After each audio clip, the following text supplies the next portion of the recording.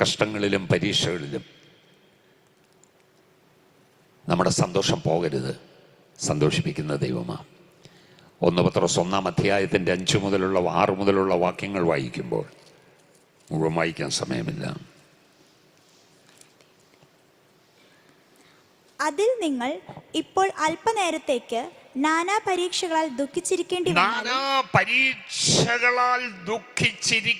വന്നാലും ആനന്ദിക്കുന്നു. മനസ്സിലായോ? ദുഃഖിപ്പിക്കുന്ന വിഷയങ്ങളെല്ലാം ഉണ്ട്. പക്ഷേ അത് മുകളിൽ കയറത്തില്ല. അത് താഴെ വെച്ചിട്ട് അതിൻ്റെ മുകളിൽ സന്തോഷവും ആനന്ദവും. ഹല്ലേലൂയ. കാരണം എൻ്റെ ദൈവം തരുന്നത്. അതുകൊണ്ടല്ലേ സങ്കീർത്തനക്കാരൻ പറഞ്ഞു, ഞാൻ സമാധാനത്തോടെ കിടന്നുറങ്ങും. നീയല്ലോ യഹോവേ എന്നെ നിർഭയം വസിക്കുമാറാക്കുന്ന.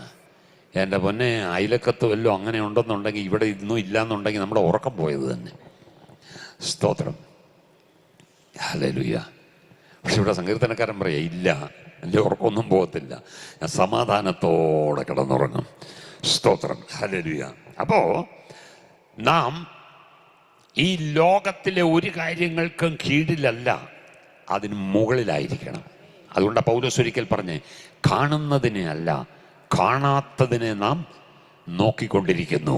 കാണുന്നത് താൽക്കാലികമാ, കാണാത്തതോ നിത്യമാ. ഹല്ലേലൂയ. നമ്മുടെ കാഴ്ചപ്പാടുകൾ മാറണം. ഇപ്പോൾ ഞാൻ കാണുന്നത്, കണ്ടുകൊണ്ടിരിക്കുന്നത്, അനുഭവിച്ചുകൊണ്ടിരിക്കുന്നത് അത് താൽക്കാലികമാ.